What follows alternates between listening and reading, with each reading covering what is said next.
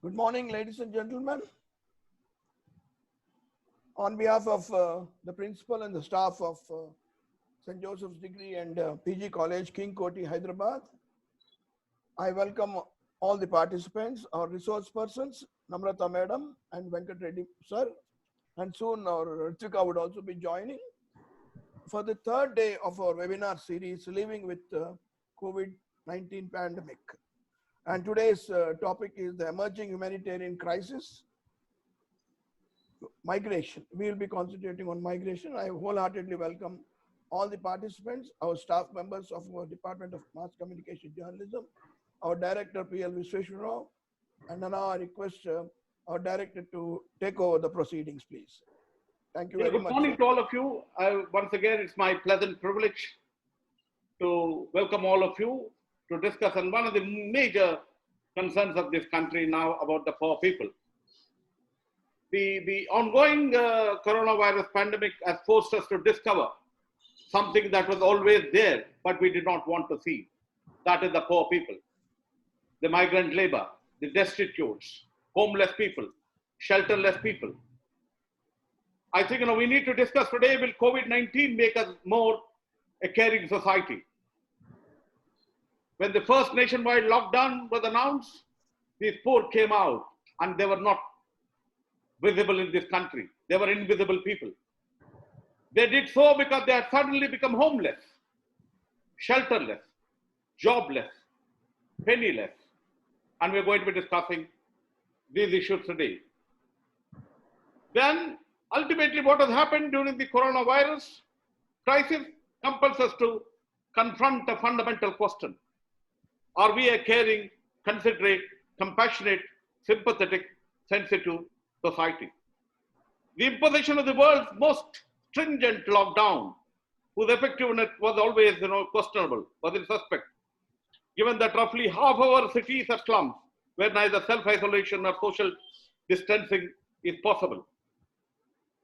Should the country had a human face befitting our pride of being the world's largest democracy, where the welfare of every citizen counts? The constitution of this country talks about that we are a welfare state. In that kind of a context, we need to discuss about what is the position of homeless people today, shelterless people today, orphans, children, women, girls, destitutes, beggars, migrant labor. And what is the role of NGOs, civil society, the government, philanthropists, etc. The constitution of this country talks about right to life and livelihood. We will also discuss what has been the role of the government. What kind of a coordination with the government and with NGOs and civil society. And I'm very happy that we have three very distinguished participants. We have Namratha Jaiswal. She represents one of the leading non-governmental organization, Aman Vedhika. She will give us the ground zero report. They have been working for the last 3 months, 24/7. I'm also very happy to introduce Mr. R. Venkat Reddy, National Convener of the MB Foundation. And Mr. Venkat Reddy has traveled across the world as a consultant, advisor, and child labor and bonded labor.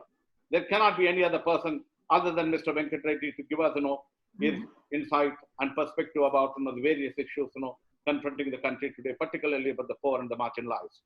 We also have, another volunteer, Ruthvika, working with an organization called, Youngistaan Foundation. I welcome all of you. I also welcome our faculty. To begin with, I request Namratha Jaiswal to, discuss about what has been the role of an organization called Aman Vedhika, because that's been in the forefront of trying to provide succor and welfare support for many of the migrant children, orphans, and shelterless people. Can you give us your perspective? Yeah, sure. Good morning, everyone. Thanks, Professor, and the team of the St. Joseph College for giving me an opportunity. First, I would just like to talk just few things about our organization, Aman Vedhika. We are a non-profit registered society working in Telangana and Andhra Pradesh for the welfare of children and shelterless people. we manage shelter homes, both for children, homeless children, and the adults, with the support of GHMC and the government. These homes function on the spaces provided by the GHMC. We provide not only shelter, food, but also comprehensive care for the most marginalized children and the adults from marginalized communities, and also children from homeless families, families of single parents, children in begging, rat picking, children of sex workers, or from farmers and weavers' families where suicides have been occurred due to hunger or deaths.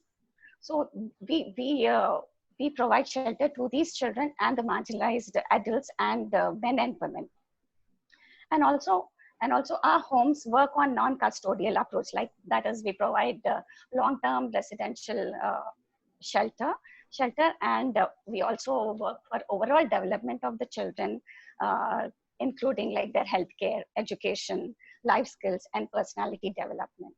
So this is just the background about the organization and the shelters wherein the children and the homeless are taken care of. So once, and also men and women, I mean, women become homeless due to various reasons, like they face domestic violence, or they are deserted by their spouses, abandoned by their spouses, cheated by their spouses, or cheated on false promises of jobs or marriages, and they just end up on the road. Men shift from rural to the urban areas in search of jobs, or they have huge debts to clear back home. So they just shift to the city, and without any money or without any contacts in the city, they just become homeless. So we take care of these people and persuade them to shift to our shelter homes to take up, live in a dignified manner, and also take up dignified jobs. So this is the basic work of the our organization. And these homeless adults, they end up doing small petty jobs, like petty street vending things, and working in tea shops, or catering, or tiffin centers, or end up also as daily wages labor. So coming back to the pandemic, once this lockdown was announced, it was just a sudden thing without any preparation. None of us were prepared. The government just went ahead and announced the lockdown. So we were just caught unprepared, and also anticipating the worst. I mean, anticipating that we would face a long-term lockdown. A few of the senior team members from our organization, we just huddled up, and we thought that we need to plan for all the precautions, not only for the children, but also for the adults. So we decided on few precautionary measures. Like I said that our shelter homes are on non-custodial basis, but then here non-custodial and also open. But here now suddenly we decided that due to the outbreak, we thought that we're not going to let our children or the adults go away from the shelter homes. That is because of lack of proper shelter, lack of proper nutritious food also. We thought that we shouldn't send our children. And also we thought we should go for complete lockdown. In fact, we went for the complete lockdown of our homes even before the government declared the official lockdown.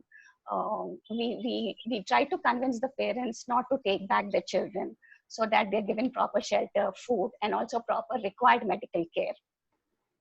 And we tried creating awareness with the children and also the adults staying in our shelter homes, to follow all the guidelines, precautions, maintain hygiene, use of masks, and self-hygiene, proper maintaining physical distance, and then proper disposal of masks and such things. And then we also we do have our supporters and donors. So we tried to convince them. We decided that we should stop accepting cooked food from the outside. So we had to convince the donors not to come forward to support our children and the adult homes with the cooked food. So that was one decision. And also we decided on many other activities also for the children as well as the adults in the shelter homes, like apart from regular activities, like involve them in extracurricular activities, and ask them for indoor games, storytelling sessions, regular awareness on the regular awareness, and also updates of what is happening in the outside world.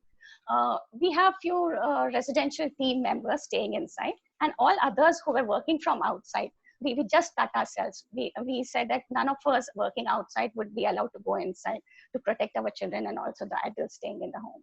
So that was few of the decisions that we decided to take care, and also the precautions to be followed. And then the huge humanitarian crisis that resulted because of the sudden lockdown. I mean, none of us were prepared, and then what we witnessed was unprecedented. But also, to be on the positive side, I mean, it also we also came across the compassionate side of many people, not only the NGOs, but also individuals, many individuals, irrespective of caste, community. All of them were out in the open. I mean, without bothering about what are we exposing ourselves to. We were just out wanting to help out, wanting to reach out to the people. I mean, this humanitarian crisis, I mean, also showed the positive side of the society. I can say that the consciousness of the society. So that was one thing. But then, what I want to say is,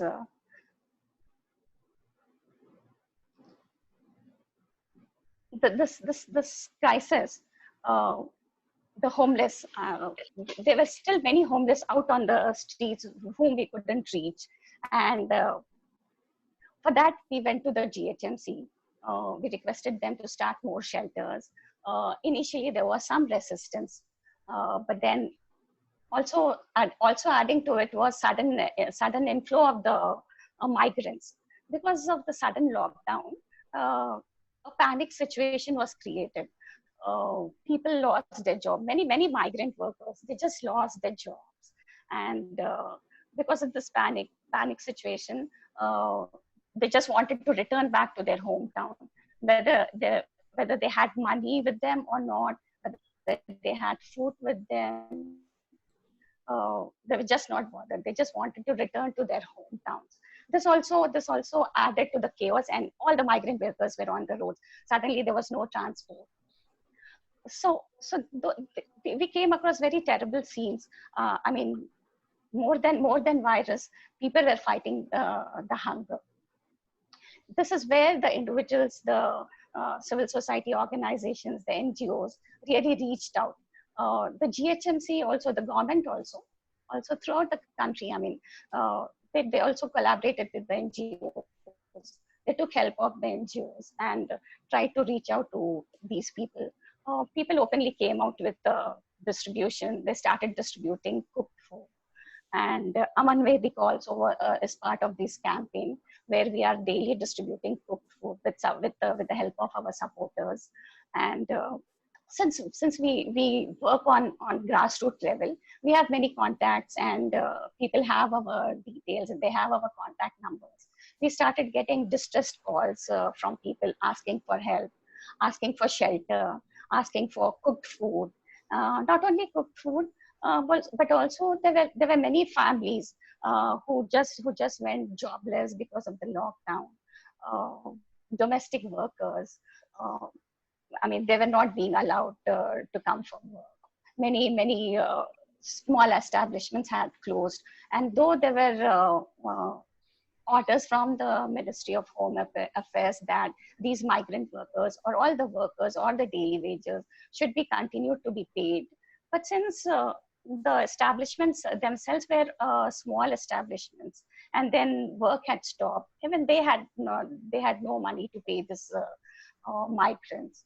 So this added to their sufferings. And though few of the people who had home to stay or cooking facilities, they did not have money. they did not have money to buy provisions, things like that. So we started getting distress calls asking for dry ration also. So this is how, not only as a part of, we are also a part of an alliance. We started getting calls, help calls. So we started reaching out to the people, wherein we distributed, we are still in the process of, we still continue to distribute dry ration. And not only that, we also have our street medicine team that is part of our shelter homes, where we have a proper setup with a team of doctors, trained health workers. So we reach out to the people who are in need of medical help also. That is also, we are involved in this work also. And then temporary shelters were set up for the migrant workers. Now Aman Vedhika is managing 5 temporary shelters wherein migrant workers are placed along with also homeless people. But one challenge here in the temporary shelters is that, I mean, because of the unpreparedness, I mean, these shelters were set up in community halls, or we have one temporary shelter set up in Jaishankar Stadium at Lalapet, one temporary shelter in exhibition grounds. So since it was just on ad hoc basis and wherever space was available, and since we had to accommodate these migrant workers and also the homeless people on the roads, GHMC just started these shelters and then gave the management to the NGOs to manage these.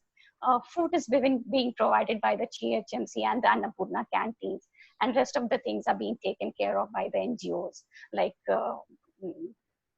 providing them soap, sanitizers, snacks, tiffins, clothes, things like that. And also daily the primary health center visits and conducts health checkups. Regular monitoring is going on.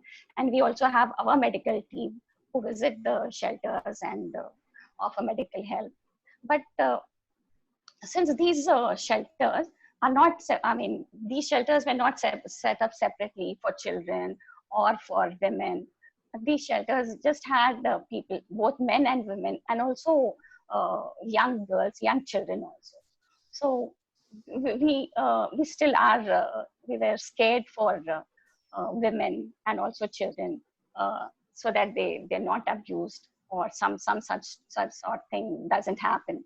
And our volunteers are always on alert so that such incidents do not occur in these temporary shelters. And also, I mean, we did request the GHMC and the government to have separate shelters for women and children, but it is not possible because there are many couples also staying together, and in this situation they don't want to be separated. Like whatever the situation, they say that we want to stay together. And even we thought that it is not right on our part to just put them in separate shelters. I mean, family, just separate the family and put them in separate shelters. So as of now, nothing untoward has happened. That's a good thing.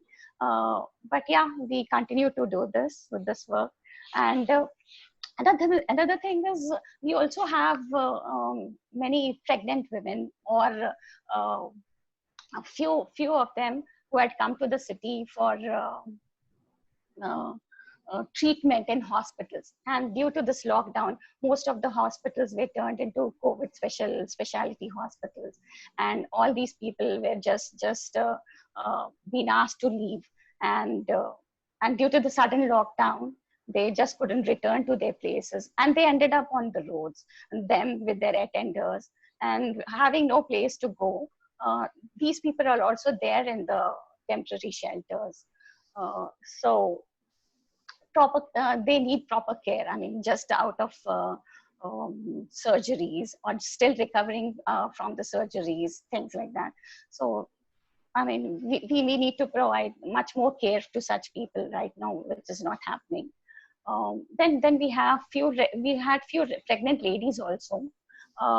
Just, I mean, in their last trimester, just before delivery, we tried to shift them to the hospitals, but then the hospital again sent them back, saying that they should just come when required. And good news is 2 of them delivered babies also. And then again, they are back in the shelter home. So we are taking care of such mothers and newborn babies also. Yeah, this is what is happening. And then suddenly we get distress calls from migrants who have been forced without any monetary help or support. They're just put up in lodges. They don't have money or food. And then they called us, so we started providing them cooked food. So these are the things. I mean, this was really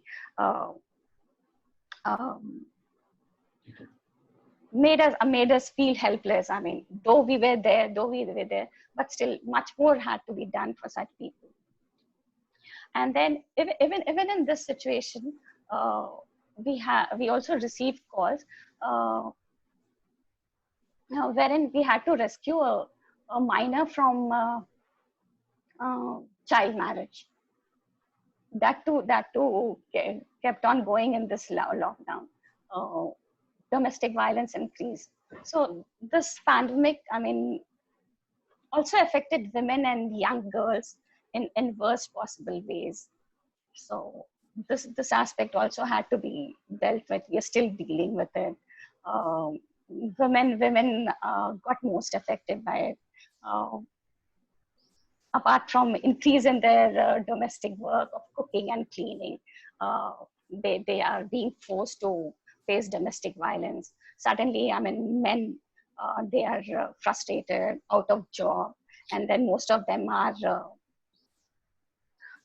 addicted to alcohol or some addictions and unable to get a hold of it. Probably they're just venting their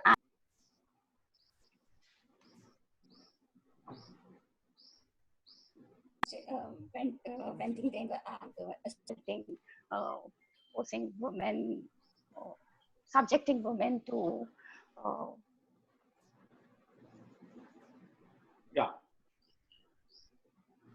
So yeah, women are also worst affected in the pandemic, and they need our support.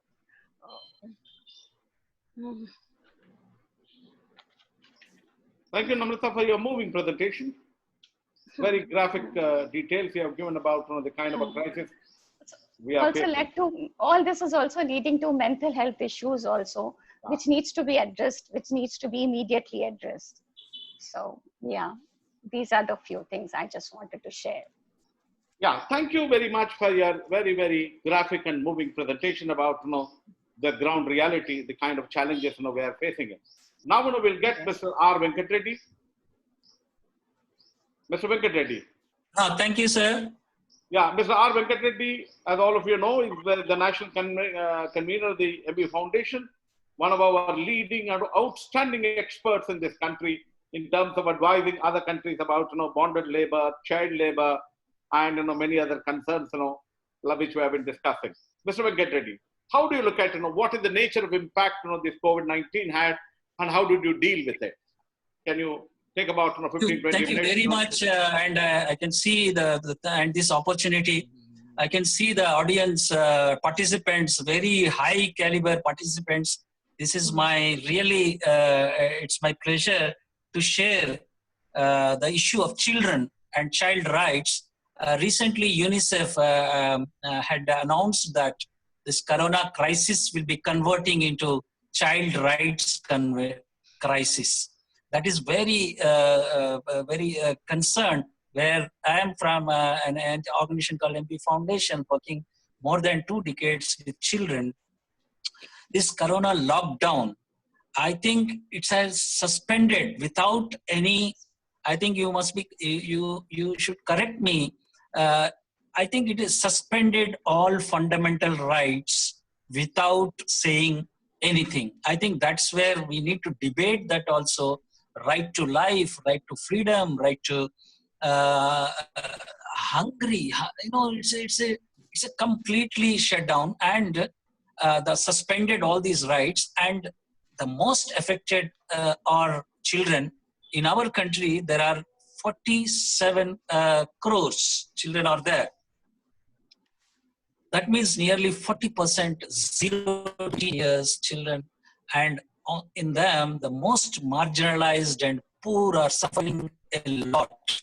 And from my experience, I'm part of a COVID advocacy group, as Namratha just mentioned, and I'm happy that she shared her emotional and her work, and that is everywhere in our country. We were all sitting in our homes, definitely, but you are all concerned citizens.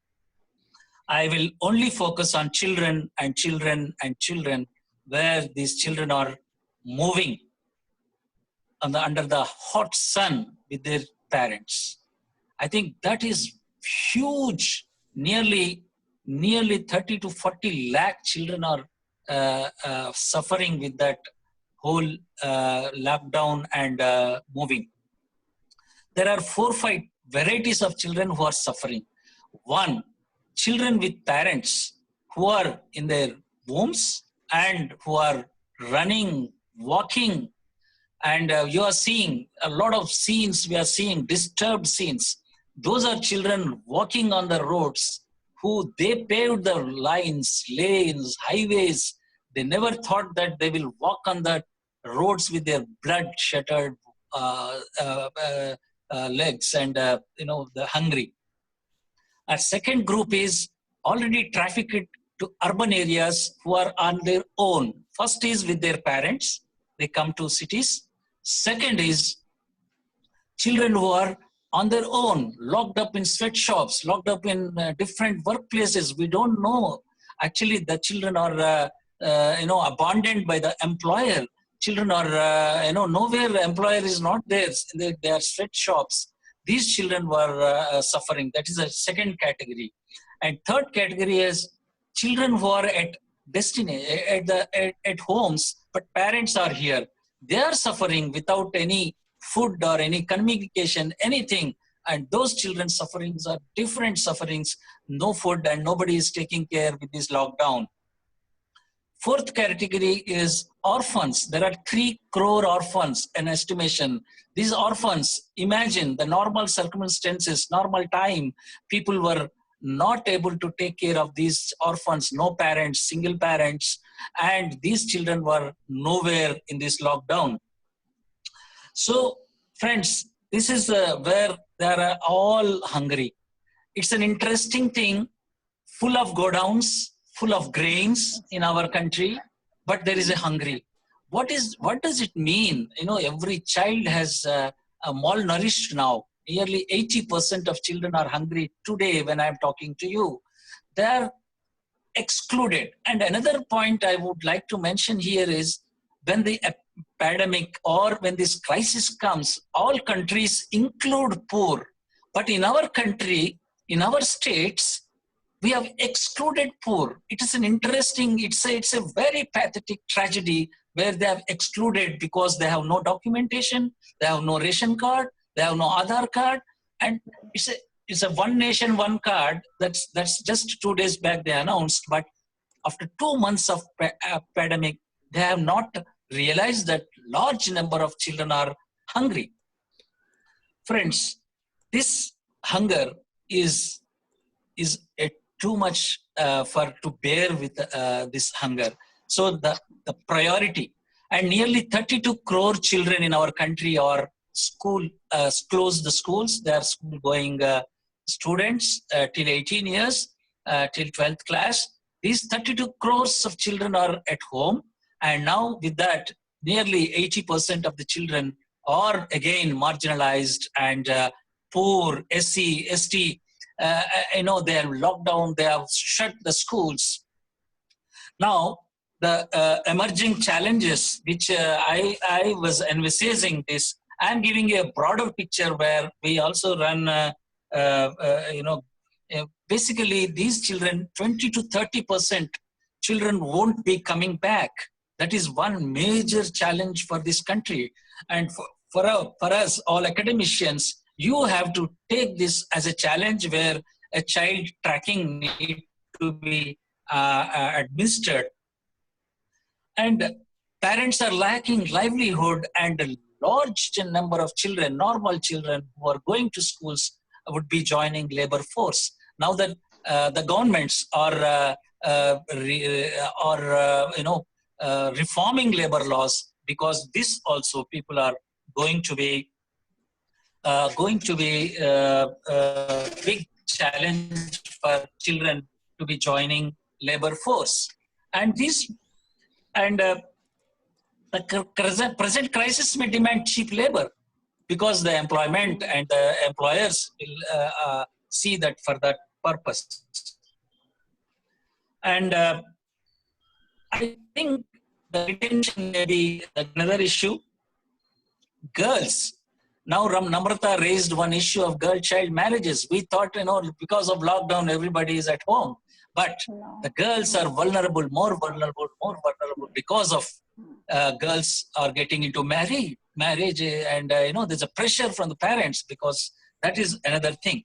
And another important thing is, now we are talking on Zoom and technology we are using, and the governments are slowly thinking of this digital education, and there is going to be a big digital divide likely to widen the existing gaps and may force children to drop out. That is a big issue.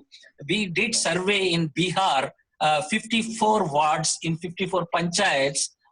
How many people have televisions? At least televisions. Forget about smartphones. They're all developing apps and apps. Out of in these 54 wards, out of 8,000 households, there were only 2,000 televisions. Now, these 2,000 televisions are not working, some of them are not working. And the governments, Bihar government, national government, is transmitting the lessons through these television channels. See the gap between the rulers and the people, where the rulers are not thinking about these issues, where the people are not excluded from these things. So, friends, this is one area where we have to be very careful, and children are suffering. And I must tell you, because of dry ration shortage, because of food shortage, people are eating, from my experience, from my activists, from my mobilizers, giving my feedback from the villages, from the slums, saying that they are eating only one time. Now, one time, the male will eat full meal, but the mother and the children are eating very less nutritional food. I think that is where, because of the fear of not having food next 10 days, if they are having grain also in house, they are not eating 2 times. So the crisis is, it's a more than, for children, it's a more than anything else. For adults, yes, we are all there, but for children, specifically children and girls and poorest of the poor are suffering now, are going to suffer. Nearly 32 crores children, there are 20% to 30%, means you can imagine 7 crores children are going to be out of schools and then joining labor force. So friends, the hunger is where, and the NGO's role is very important role we played in this whole thing, where we reached out people, we reached out children, we reached out unreached people, but our capacities, we have as professor engaging with the legal judiciary, we were engaging with the governments, officers, but the response was not that up to the mark. They were all into lockdown, and also this lockdown, they are saying war. When they say war, that is also a major problem with this vocabulary. When they say war, police, military, they think it's a war to control people.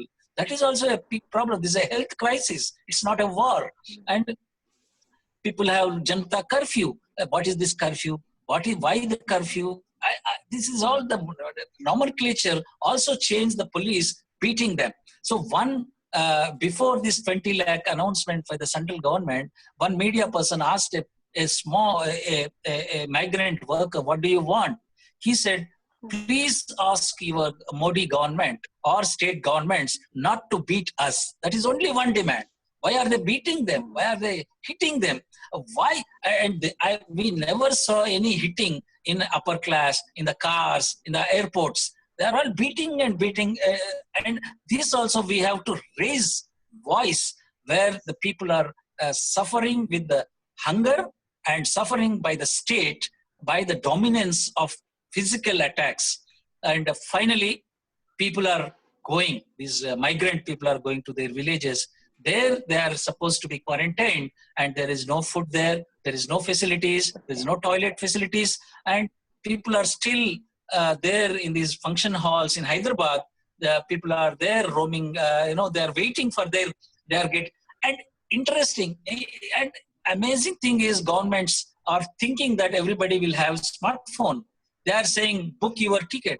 They are saying to the migrants, book your rail, free SRAM rail through your net. And these nets are not there. These mobiles are not there. I went to a function hall, 50 mobiles they are charging. They are fighting with each other to charge the mobile. For food they are fighting. For charging their mobiles, to get an OTP from the police department. If you are not showing that OTP from the mobile, they are not allowed to get into Islamic rights. It's a pathetic and it's a divide. It's unconcerned a state we are seeing. How to convert this state to a concerned state, welfare state, we said. But every day we are hearing these pathetic stories, tragedy stories. Children are hungry, children are and physical abuse, sexual abuse. We are also used the child line, helpline. We are getting girls abused by men at home. And there's a lot of pressure on children and girls and children. There are a lot of pressure on them. So a crisis, a health crisis, into transformed in our country to a war and excluding poor. And tragedy is they are declared war. I think they have declared war on poor. We have to be in that battle to support that poor, and especially children. 40% of the population are children. They are suffering. Let us join hands to support these children. You need not go anywhere. Your neighborhood, wherever we are living, there is a neighborhood of poor. Can we extend support? And can we pick up a phone call, talk to the collector, talk to the MDO, talk to the officers, talk to the police? That is definitely different response if we talk to the administration or a poor talk to the administration. We know that. Finally, I want to end with one statement that normal times the state is working for somebody else, not for poor. In this crisis, they are not capable, because that they are not capable to work with the poor. I am not saying the administration is not concerned, but they have no clue, no skill to handle with this poor, handle with this crisis when the crisis is emerging. Thank you very much. Thanks a lot. Yeah, Mr. Venkat Reddy, I would like to just, continue the discussion by asking one or two questions which are of major concern. As you have said in your presentation, the migrants' exodus has shown us that we are a completely heartless society. Our cities have been dehumanized by the pandemic, have turned a blind eye to the poor children and the vulnerable sections. The migrants and the migrant children have been left high and dry. We are almost like a dehumanized society. What is that we need to do to see that the issues which have been raised? What is the role of the government? What is the role of the civil society? What is the role of the NGOs? I think the major role is of the government. How do you look at what should the government do to see that they get back to schools? As you have said, thousands and thousands are going to be out of school. What do you think should be the role of the government to get back to the schools? I think the issue is, sir, there is a mismatch with the government. There is no data, there is no information. They have no clue that where are these people are living, how the people are living. So the civil society as ours, the role of the government is crucial, as you rightly pointed out. But the resources also with the government, they have resources. But the thing is, there's a mismatch. They don't know what is happening at the grassroots level, ground level. That's where the role of civil society comes in where Namratha also mentioned, to work closely with the, not to be cynical, not to be cynical. Cynicism is comfortable for the state. Let me tell you, I am not cynical at all. I want to fight.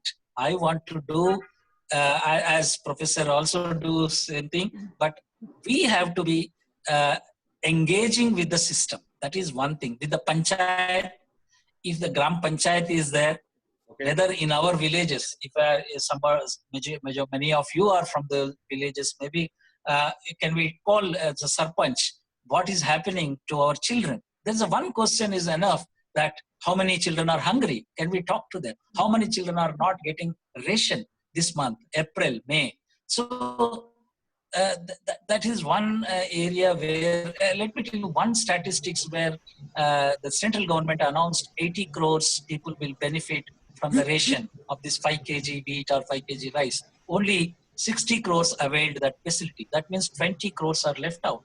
Who are they? That is no ration, no food for them. And nearly 10 crores after 2011, they only give, it's an amazing, I want to tell you, they only give 2011 census, as per 2011 census population, they will give the ration, not for others. So can we engage with the system is the crucial, the local level. It's not the chief ministers, prime ministers, but local level revenue officers, development officers, police, and local level can we maintain contacts. They won't do anything to us because we speak English, we speak so many, we can be polite also to them. So they will definitely respond. If they won't respond also, don't be cynical, but try to reach until that poor person gets benefit. That is the only thing, sir. The mismatch, government को information देना है, government को message देना है, यहाँ पे 20 बच्चे हैं, यहाँ पे 30 families हैं, इसको support चाहिए. So support चाहिए means it's not just one phone call, but you have to be constantly engaging with them. Then they will respond. That is what I can see it in this whole thing. And child dropout rate, every panchayat and every to be tracking every child, whether they have come back or not. That is also another thing where the panchayats, the women and child welfare, education department, but to raise their concerns, we have to be putting pressure on them. That is only way it can work. Thank you very much. Namratha, Jaiswal, how do you look at the issue about, as you have said in your presentation, the lockdown has revealed a very, very disturbing kind of a scenario. What do you think is the primary role of the state? As Mr. Venkat Reddy said, we have an excellent constitution which talks about right to life, right to livelihood. We are a welfare state. What is the role of the state in the present context? Yeah, state, like Mr. Venkat Reddy sir has also said, let us not be cynical. Let us work in tandem, in collaboration with the government. The government can collaborate with also the civil society organizations and the NGOs. Since we work at the grassroots level, let us collaborate, provide all the assistance to the government so that we reach out to the most needy, identify the issues, reach out to the needy, and see that implementation and assistance is provided to the most needy. Since, we just cannot work beyond the constitution. Let us, all of us get together and help the state government in reaching out to the needy. Yeah, one of the major suggestions which has been made, in my petition to the National Human Rights Commission, where I've argued, I said, give all families, irrespective of, ration card, free food, and for 3 months. Mr. Venkat Reddy, you raised a very interesting dimension that our godowns are full. Why are we not thinking about universalization of public distribution system in this country, even now, after such a massive number of people going hungry? How do you look at that issue? The issue is, I think it's a funny. Universalize is only way. People have given so many advices to the government, and the government is, thinking that people are receiving grain, thinking that poor are receiving grain, the mindset itself, even the state governments and central government, the mindset itself, the body language itself, whether every family is getting or not, they're not referring, they're not verifying. That is one major issue. We have plenty of lists from the villages we have submitted to the government. But finally we realize the central government only provide as per 2011 census. These families, new families joined, and central government asks the state governments to purchase the rice on open market price, which is rupees 21 per kg. I know. And now state governments are to buy 21 rupees per kg and to distribute free. Why not central government has distributed free ration whoever requires? My definition of eligibility is whoever stands near the PDS shop is eligible. That's it. Everybody, you and in this group, I don't think somebody will go and stand at the PDS public distribution system ration shop. So the issue is, if you are universalized, you are rightly pointed, if you universalize, poor won't exclude it. If you target, poor will be excluded all the time. The documentation you require for a ration card is, I don't know how many of you applied a ration card. You just browse it, or you call your maid, or you call your neighbor who is poor, fellow citizen, ask them what is the procedure to have a ration card. E-Seva, Me-Seva, digital, Aadhaar, and verification, and goes to central, state. It's a procedures and digital.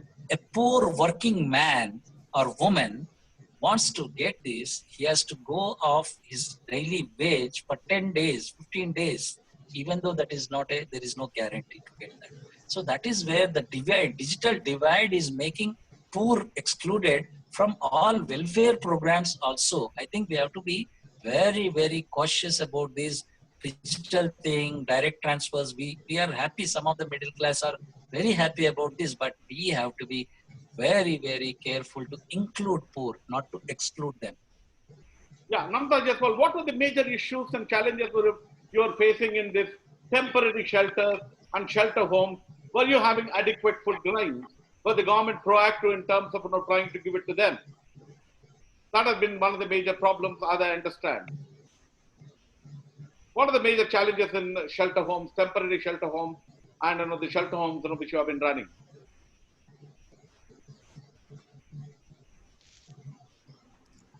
Namratha, Jaiswal.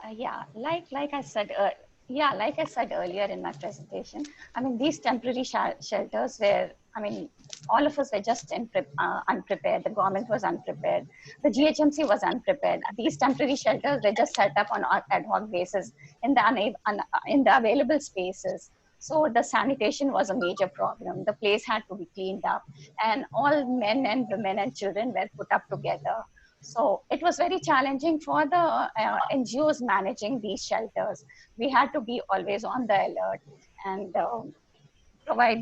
we also had to provide other various necessities for them, like soaps, shampoos, soaps, whatever they needed. Only food was being provided by Annapurna canteens. So immediate medical help, women had to be provided. I mean, we had to create awareness of maintaining menstrual hygiene also. We had to provide them sanitary napkins, and then sensitizing the people, creating awareness. So these were few challenges, I mean, we continue to face. And also initially, all these people, they really wanted to be left out of the shelter homes. So it was tough convincing them to stay put wherever they are as a measure of precaution. And like Mr. Venkat Reddy said, most of them, they don't have their ID proofs in the sense like Aadhaar card, or any of this. Most of them being on the roads or during the transit, they had lost their ID proofs, their Aadhaar cards, and most of them don't have the phones or the smartphones or access to the internet. Even if government declared that these migrant workers can go home once the registration is done.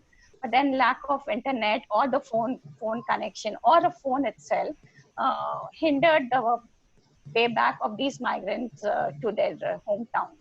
So we continue to face these challenges. Though the registrations have happened, many migrants are still waiting for their turn to come. And also many of the migrants, they have been in small work, petty work.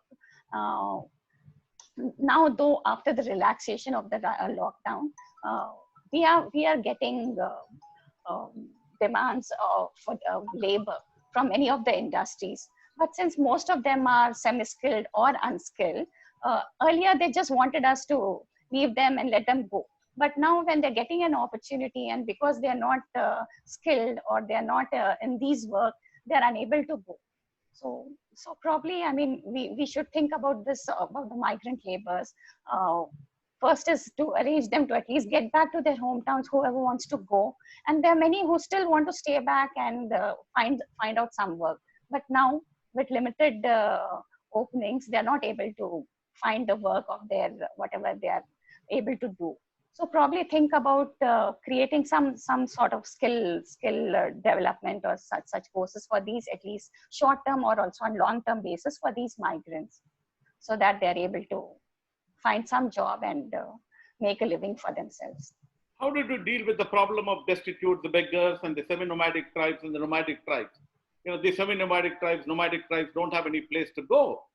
Was that another concern, particularly of destitutes and beggars? Yes, that was, I mean, that was very challenging.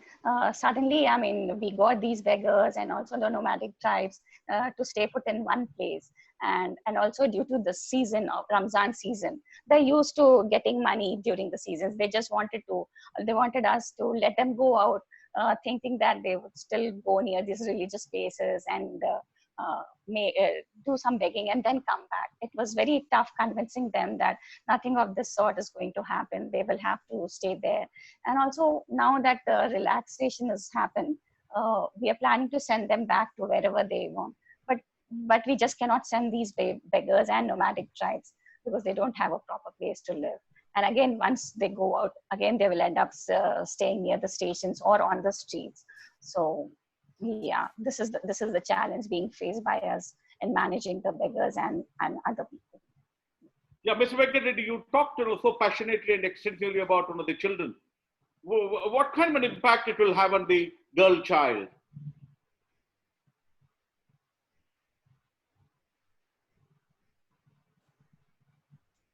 Mr. Venkat.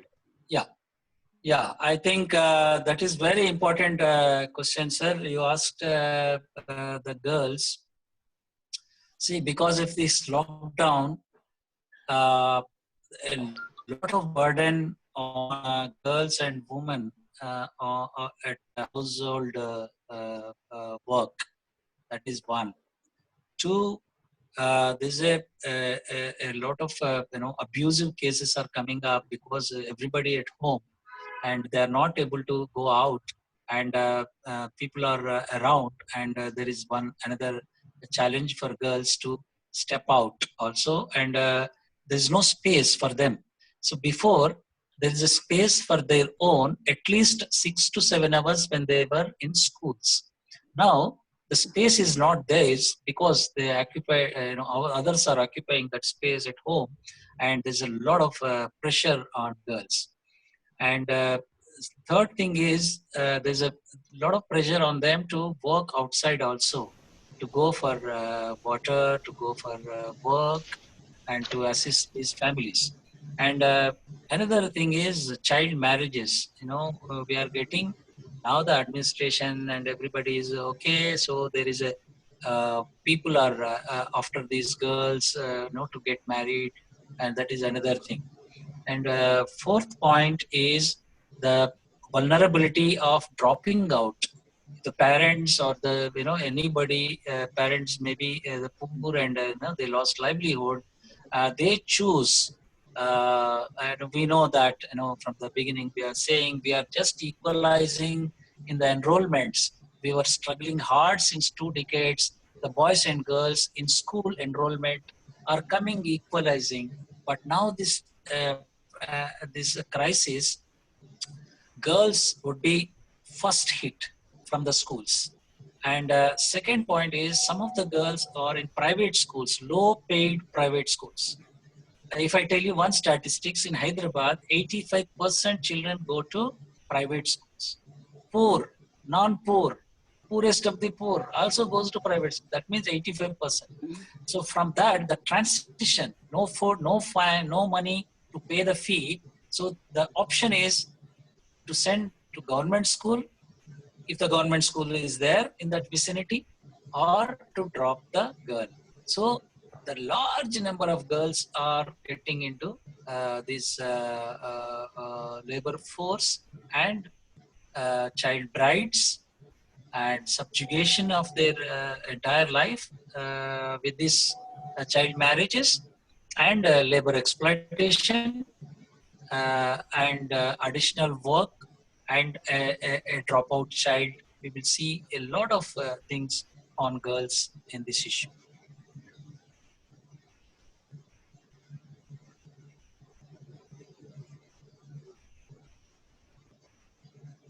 Women, what kind of an impact it has, both, emotional and other kinds of impact on women? Namratha, Jaiswal. Yes, sir. On women. Yes, sir.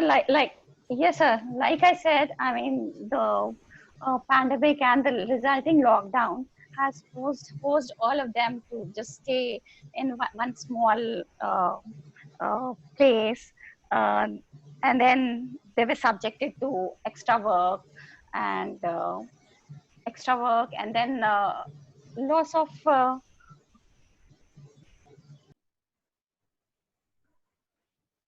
Hello. Yeah, you're there. Loss of. Yeah, go ahead. Hello. Yeah.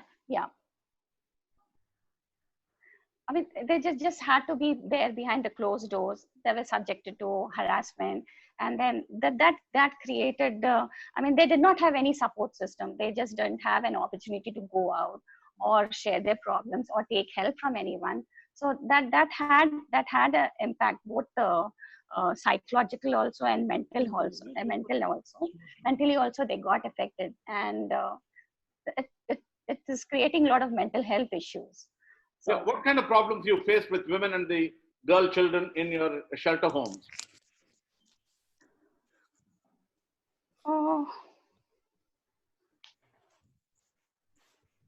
So most of the girls, they just wanted to, though we tried to stop them, they wanted to return back to their parents. They wanted to be there with their parents, whether they had a proper shelter or not, proper timely food or not.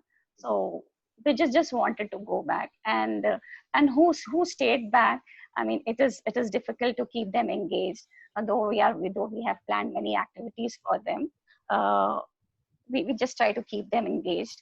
And women also. I mean, they just used to like I said, that ours is a non-custodial home. I mean, they can come on their own free will. They can move out anytime, come back anytime. So this restrictions on their movement really agitated the women. We faced a lot of challenges in making them understand, and though they wanted to go out, we had to stop them from going. This created problems for us, and yeah, they also just couldn't go out. So they were just trying to take out their frustration on us. Thank you very much. We will get back to you. Can we get in Ruthvika, please? Is she there? Ruthvika. Hi. Yes, sir. I am here. Hi. Yeah. Good afternoon. So we've been waiting for you. I'm here at the 0th hour. Yeah, you have been working, tirelessly for the last, 2.5, 3 months with the Youngistaan Foundation. What are the major challenges you have been facing? What are the major issues? What kind of an impact COVID-19 had on, with your organization? How did you go about dealing with them? If you can narrate, some of the challenges and problems you faced. Sure, sir, sure. So, when March 22nd, we were announced about the lockdown, even our organization was, like, all the volunteers were helpless. we just didn't know what can we do for first 2 days, because it is a pandemic out there, and the virus can just spread if you don't take proper precautions. And those 2 days, trust me or not, we were privileged enough to stay at our homes, but we were just thinking about those vulnerable families who are struggling out there, and we were just sitting in that guilt. So we didn't know where to start from. We didn't know what to do. um, the starting the starting plan of our COVID-19 relief support was supporting senior citizens. So while we were reading the WHO reports, World Health Organization's reports, they were telling us that most affected people for COVID-19 are senior citizens. So we thought, why don't we, protect our senior citizens, because they were not even aware of something called pandemic, but they are the sufferers of it. So that's how we started our relief support, by providing groceries at their doorstep to senior citizens. So just to ensure that they don't come out of their homes, especially during this COVID times, and we were giving. Then, yes, obviously, the daily wage workers and the migrant families, who the whole nation is talking about right now, were majorly hit by the lockdown crisis. And however, we work with 3 communities on our regular sustainable programs. We work with 3 communities. We are aware of those 3 communities, how much are they suffering. But what about the others who we are not aware of? So just to know more about the ones in need, what our organization's founder has done was, he interacted with the government bodies. He interacted with the Telangana State Police to identify the vulnerable families. And a lot of people have been dialing the helpline number, and they've been requesting for groceries, essentials, and they had connected those families to us. That made us easy for going and distributing, groceries to these families. To be very honest, it is very hard hitting to see families for not eating for 2 or 3 days. It just, sometimes I skip my lunch or dinner, or, as a youngster, obviously you will be a little agitated with what is happening in the world, what is happening in the country. But the ground reality, when you witness it with your own eyes, it's very hard hitting. So I'm really blessed to be part of an organization that has taken a step during the right time, and the kind of relief support we have been providing to the beneficiaries out there who are suffering. And that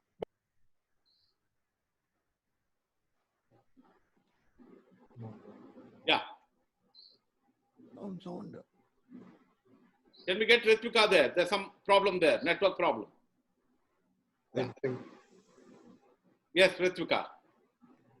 Sound. Some unmuter. Yeah, can we get back to Mr. Venkat Reddy or Namratha? Yes, sir. Yeah. Yeah, she's come back. Go ahead, Ruthvika. Yes, sir. So that is the challenges. Talking about the challenges, one of the major challenge for us was duplicacy, sir, because lately we have seen a lot of organizations coming forward to provide their relief support, but identifying people who are actually in need was little difficult. But somehow the beautiful team has managed to do that, and we have identified families, and we were providing supplies to them. So maybe, with our conversation, I can share a couple of case studies that I have witnessed personally on ground level. What are they? What are the case studies? So initially, when we started, we got a call from one of the community members where we go and teach their children. So that lady called us and she was saying कि दीदी हमारे पास सिर्फ चाय का पत्ता है दी और थोड़ा खाना है, दाल नहीं है, चावल राइस है, दाल नहीं है और कुछ नहीं है, नमक तेल कुछ भी नहीं है. अभी आप मुझे बताओ दी, मैं अपने बच्चों के साथ कैसे सिर्फ चावल के साथ बिताऊं. And she was breaking down into tears. We could, honestly, I could never imagine, being 22, I could never imagine a family going, a family being so helpless, and they are actually waiting for support. They are trying to dial various organizations who could come forward and help. And for 2 or 3 days, they don't eat anything. They just eat rice. And these are migrant families who work. We work 9 hours or 10 hours, but these are people who work for 18 hours continuously, and that too physical stress. And they require a lot of meal. They require a lot of nutrition food. But all of a sudden, they couldn't have access to it. And imagine how hard their lives would be. So that was one of the story. And the second one was we were traveling to Machaballaram area. We got to know that there were families over there who were in need. And we have had a small hut. Honestly, sir, I don't know. I've never seen that kind of house. I have never seen. I'm sorry for the disturbance. I'm on field right now, so apologies for any kind of disturbance that is coming in the video. So we went for distribution, and on our right we have seen a hut with no doors, with no windows or anything, where 8 members of their family were living. They were uh, they had nothing in their house. They didn't have current, they didn't have water or anything. And when our truck stopped by, we took out some ration and we gave it to them. Trust me, I've never noticed that kind of smile again in my life till date. They were very thankful that somebody had come, and they were just asking us one question everybody had, sir, that हमें हमारे खुद के relatives, our own relatives, our own rishtedar are not coming forward and helping. You are not even related to us in any which ways. Why are you taking this step of coming forward and helping us during these times, is what they ask. Maybe the sense of humanity is something that is connecting us. That's how even Namratha ma'am has been working for somebody who she is not even related with, but she just put in her heart into those children, and she has been protecting. So maybe that's the best part of social work. You just practice humanity and try to help these people. And there are many stories, sir. There are many stories. Maybe I'll keep sharing it, or maybe you can just see the testimonials that we have written on our social media platforms. Yeah, in all this effort, what has been the role of the state government? Did you coordinate with the state government? Were they proactive? Honestly, the state government were proactive, sir. Especially the government bodies, GHMC and Telangana stakeholders were very proactive. They actually told us the need. Whenever there is a requirement, they just give us that location. We need helping hands in this particular area. So could you please help us? So was in the case of the migrants traveling back to their home states. So we got to know about, the information about migrants heading back to their home states was kept confidential in the earlier stages. But we got information from the officials saying they're getting food, they're getting water bottles, but something they also need, children who are traveling, they also need bread packets. So could you please provide us with bread packets? And that's when for last 2 weeks, our organization has been going to different railway stations in the city, and we have been providing 2,000 fruit bread packets in each railway station every day. And we ourselves are going on ground and ensuring that every passenger who's traveling are getting these fruit bread packets. Apart from this, we're also going to the highways and we are providing them fruit bread packets. And it is very sad. The hard-hitting truth is, if there are 20,000 families who have registered, yeah, sure. Sorry. If we have 20,000 families who are registered to go back to their home states, right now the number is 15,000. So a person whose passenger's ticket is 20,000, he can't wait for 4 or 5 more days in the city.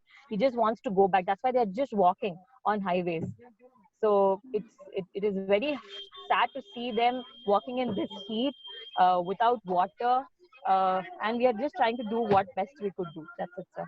So coming back to your question, they have been proactive, the state government bodies, and they have been showing us the route where the organizations can be part of. So that was helpful. Where are you right now? In which location? I am right now near Secunderabad, sir.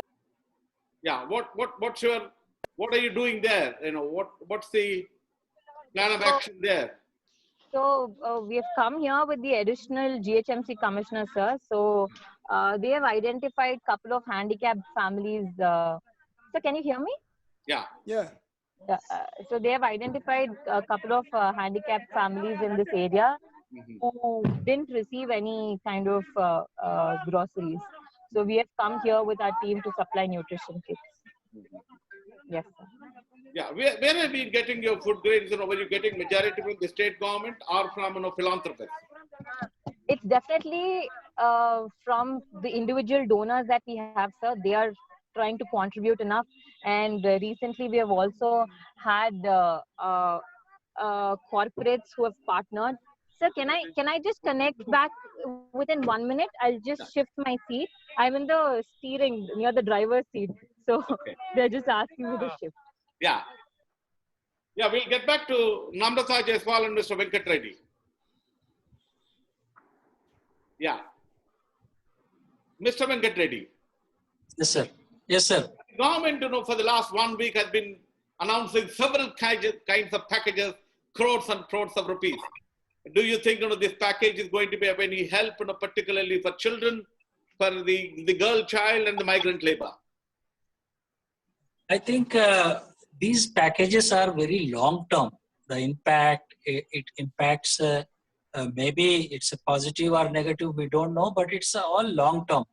Investments, MSMEs, loans, these are all not really 40, as I said, 40% of the population are not in that packages, who are children.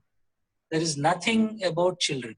They may say trickle down to children, but now I am hungry. I want something. I want to go home. मुझे घर जाना है. उसके लिए समाधान नहीं है. लेकिन एक 10,000 करोड़ लाख करोड़ आएगा आपको. So मुझे क्या जाना है? मुझे क्या पता? मैं घर जाना है. Answer me. I am hungry.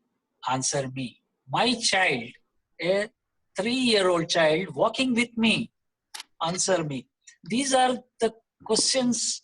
There's no answer in that whole package. I am not an expert in that, but when I am working with the communities, when we are working with the poorest of the poor, marginalized, rural and urban, from their perspective, what does it mean? Maybe economists in this group maybe enlighten us, but it's a long term. But short term, what immediately it's nowhere any near to the people, shelterless people, hungry people. It's not nothing. Now, as Youngistaan, I am glad that they are connecting with the people. People are on the road. If government asks this Youngistaan team, they will tell you the list, the immediate, what they want, the people they want. They are, that there is no dialogue, what they are announcing. But recently we saw, even there is no dialogue with the chief ministers and the central. So they're announcing and announcing. And they're very angry. I don't know why the government of India is angry about the people.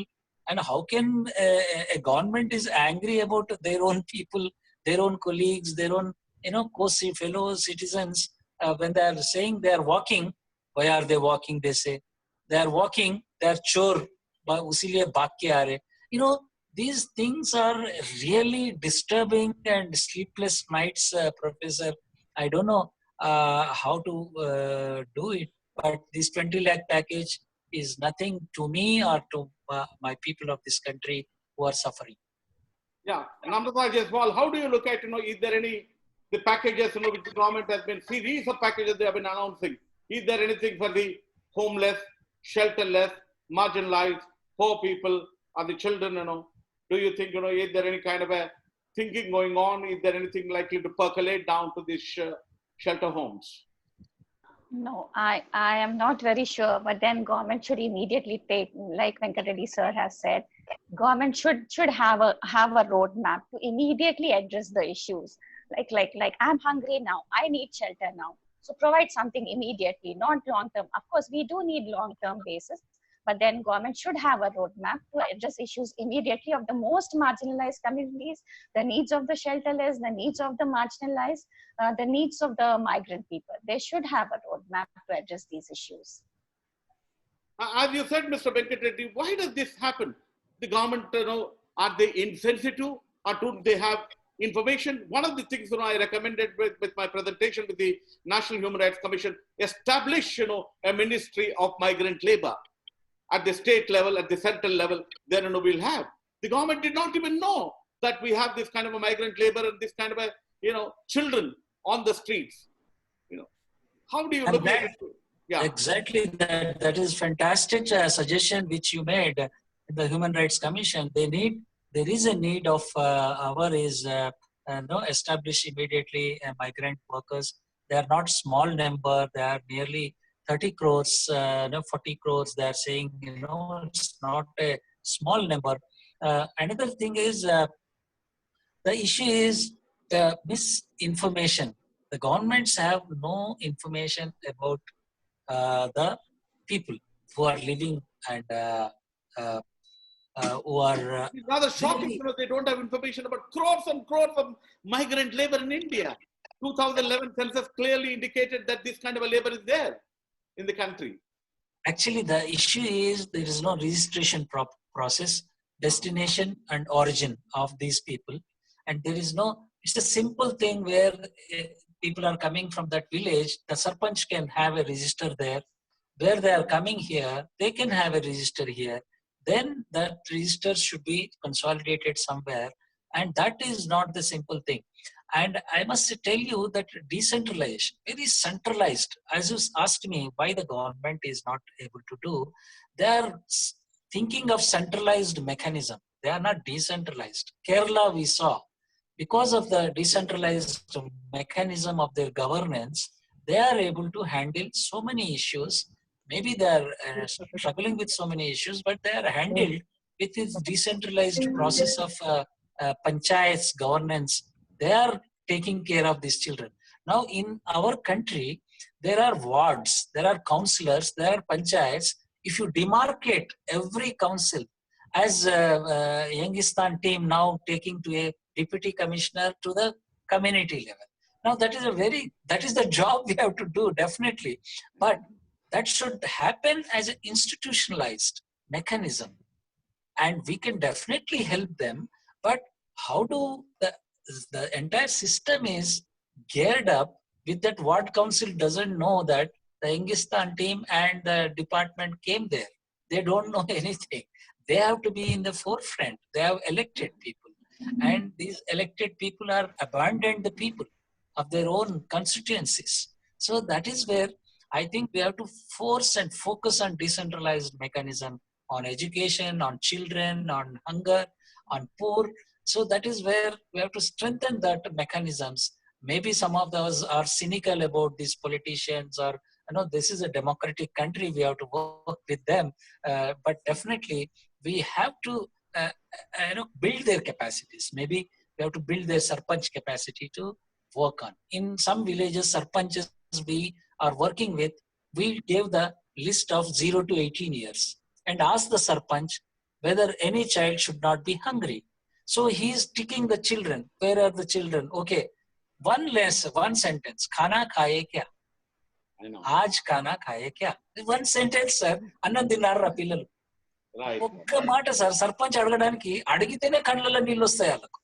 ఇంత పెద్ద మాట, ఎంత how beautiful you ask me ఖానా ఖాయే క్యా, have you, and that is possible from numbers to convert them into faces. Yeah, I request all of you to stay on for about another half an hour. I'm happy that Ruthvika is back from our, Ruthvika, in addition to you were dealing with the old age and the aged people. Did you face any kind of issues with children, the migrant labor, the destitute? What was the Youngistaan doing to deal with them? To solve them? Yeah. Yes, so children particularly, when we went on field, there was one very sweet moment when we were giving groceries to the families. That's when children ran towards us and they asked us, Akka, maakosam mere emana chocolates techara. You're giving rice to them. Are you giving anything to us? This is what they were asking. And they just stick by around us till we finish our distribution and go, thinking we will be giving them some, anything like milk or chips or chocolates or anything. So that's why the new kit that we are providing right now has 10 essential items. And out of the 10 essential items, one of it is the milk powder. And while we go for distribution, when we give this to children, they are very happy, especially after looking at that milk powder. And as a part of my journey in Youngistaan, I have interacted with a lot of children traveling back to their home states in trains.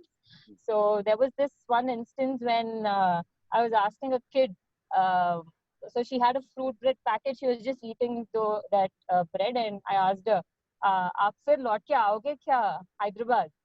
Then she just, like a munchkin, she just munched that bread, and she was telling, हाँ जरूर जरूर आओगे, आप लोग यहाँ हमें बहुत अच्छा देख ले रहे तो हम आ जाएंगे. So they are so vulnerable that they are just happy around people who treat them well. So they do not know about the lockdown. They do not know about what coronavirus is. Obviously, they are aware of it, the precautionary measures that need to be taken. But they just know one thing, that I need happy people around me so that there is no sadness in their lives. So that kind of mentality I have seen in children. And apart from that, destitutes, as I was telling you, sir, so right now the place where we have distributed was also a physically challenged group.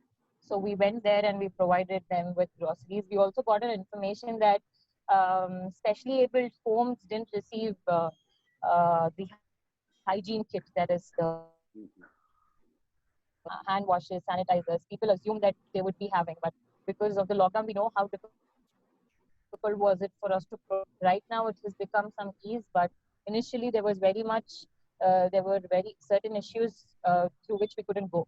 So we went to a couple of visually impaired hostels and we gave them masks, hand sanitizers. And recently we have been to a school where 10th grade students are there. They're going to write their exams in next couple of days. So they needed a mask and they needed pocket hand sanitizer. So we just got that requirement and we went and we delivered. So at the end of the day, as a part of Youngistaan, what we notice is wherever there is need, wherever there is requirement, let us just finish those requirements and then think what more can we do. So this is what we have been doing in this sector that you have asked.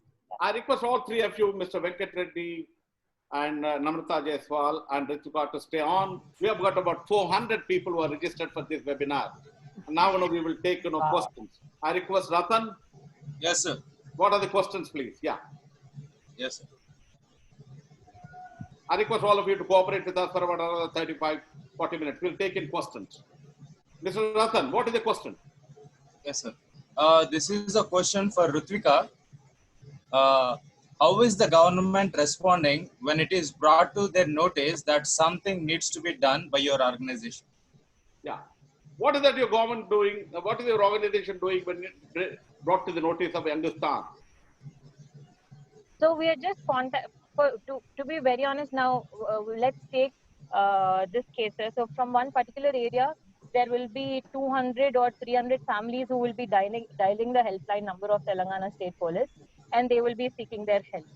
So we take that list of 300 families, we try to coordinate with them, we ask them personally what is the requirement, and we go interact with these 300 families personally, and we leave a nutrition kit at their doorstep. So the government is helping us in identifying the beneficiaries and the people who are in need, and we are trying to connect and we are trying to be that bridge between the government and the citizens. So that's how we are helping. I hope I answered the question. Yeah, thank you very much. Subhangi, are there any questions? Ratan, are there any? Yes, sir. Yeah. Please repeat the question. Ask the question. So there is a question from Sriram. Yeah. If I understand from the conversation, I feel the government has failed. how would you have managed this crisis if given a chance? Given the countries like America, Italy, France, Iran also suffered a lot. Yeah. Mr. Venkat Reddy, would you like to answer that question? Yes, sir. The only way is decentralized and area-based approach. In that particular area, please take care of the children and adults.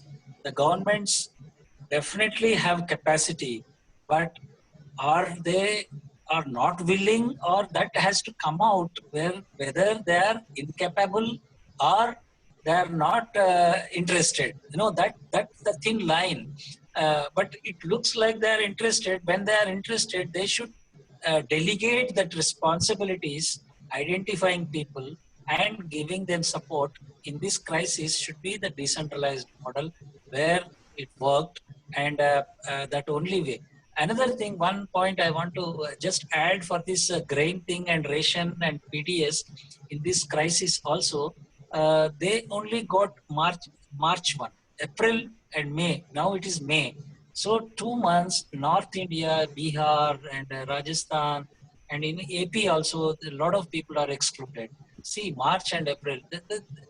The thing is, the government's thing is, problem is, when they announce the program, they think it is happening. That is where the feedback mechanism is not there. In our state, in Telangana, they announced for migrants ration and cash. But a lot of exclusion happened. They don't have Aadhaar card, how many people are reaching them, and there is no mechanism of monitoring the officers or NGOs. So there is a need to work together with all the concerned people, with the government. That is very important.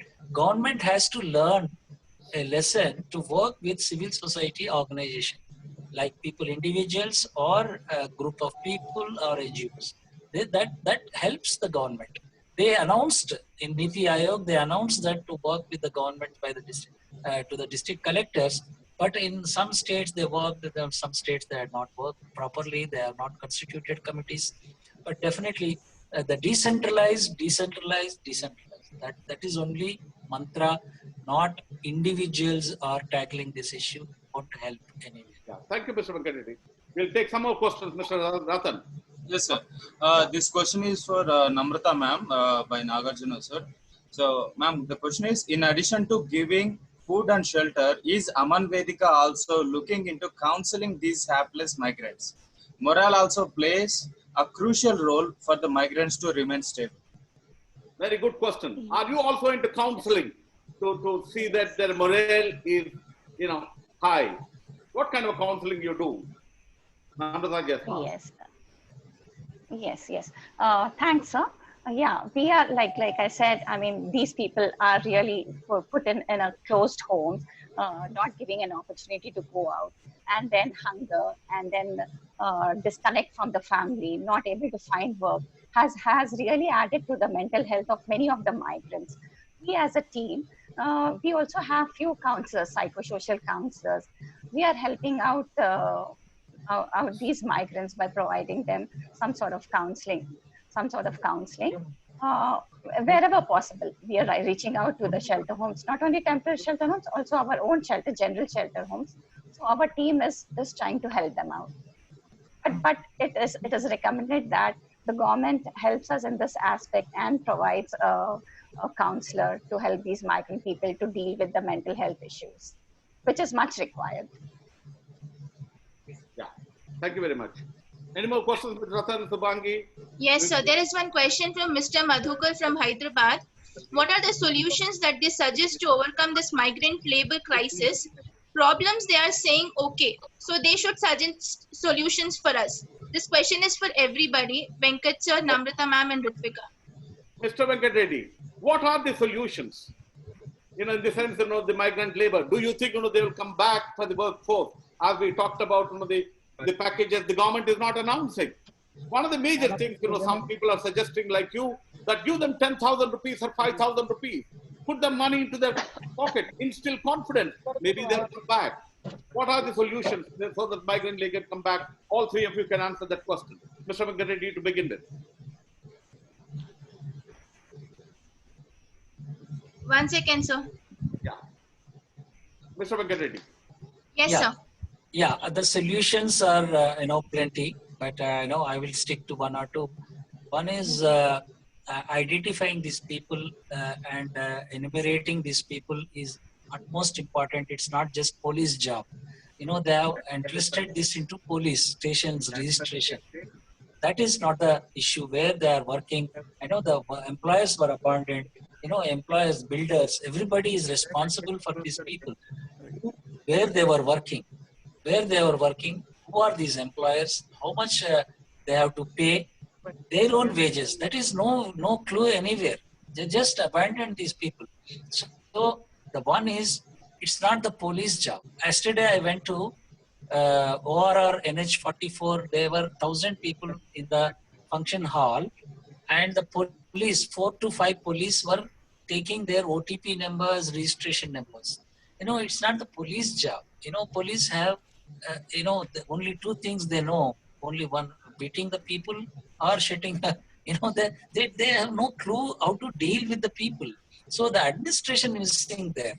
So the group of people should be there. Teachers, so many teachers wanted to work with this pandemic. Why don't we take their services? So immediately they need financial support, as you rightly said, to the transport. घर जाना है, और immediate किधर है वहाँ पे, they're all on the highways. All they are visible. They're not invisible. They are visible. Wherever there is administrative block. You inform that block officer, stop them, provide transport. Don't do anything. Provide transport to wherever they want to go. That is first thing they have to do. There's nothing that, they take information. In Hyderabad, we are facing a lot of problems. People are going pillar to post. One police station says, udhar police station jao. Finally, police station जाने के बाद railway station जाने से उधर train नहीं है, फिर वापस आने का. So lot of issues are miscommunication.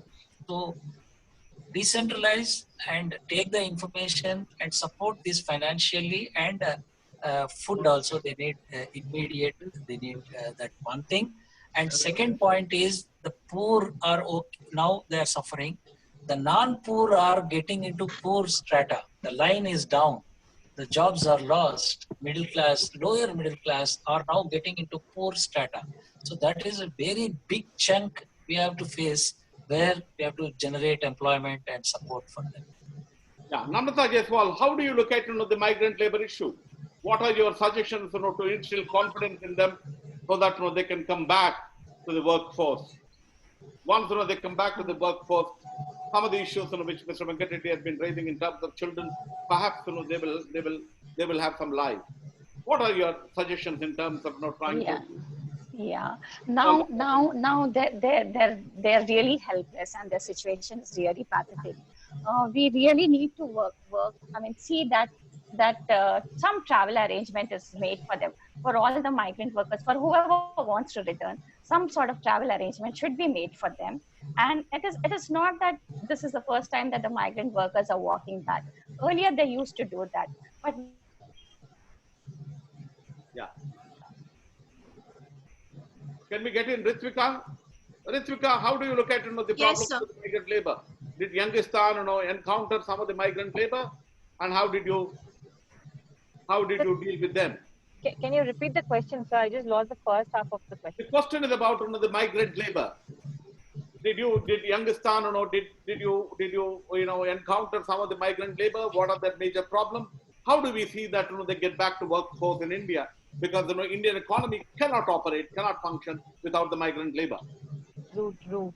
I'm happy that India all of a sudden realized that we are so much in need of these vulnerable families who we did not bother about. A couple of them did not bother about for quite a longer period of time.